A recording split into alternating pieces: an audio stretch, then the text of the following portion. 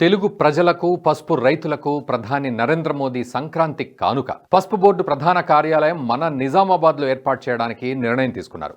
అధికారికంగా ప్రారంభమవుతోంది. మోదీ ఆశీస్సులతో ఎంపీ అరవింద్ పట్టుదలతో దశాబ్దాల పసుపు రైతుల కల నెరవేరిందనే చెప్పాలి. అయితే రైతులకు ఇచ్చిన మాట ప్రకారం పసుపు బోర్డును తీసుకురావడమే కాకుండా బోర్డు కేంద్ర కార్యాలయాన్ని నిజామాబాద్లోనే ఏర్పాటు చేయించడం ఎంపీ అరవింద్ ధర్మపురి సాధించిన ఘన విజయమనే చెప్పాలి.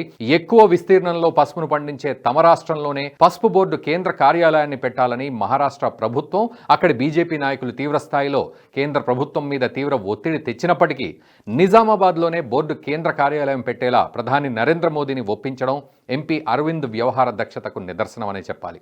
తనను గెలిపిస్తే ఇచ్చిన హామీని నెరవేరుస్తానని, లేకపోతే పదవికి రాజీనామా చేసి మీతో పాటు పోరాటం చేస్తానని లిఖితపూర్వకంగా బాండ్ పేపర్ రాసిచ్చి తన పదవీకాలం ముగియక ముందే ఆ హామీని నెరవేర్చిన అరుదైన నాయకుడిగా నిజామాబాద్ ఎంపీ ధర్మపురి అరవింద్ చరిత్ర సృష్టించారనే చెప్పాలి.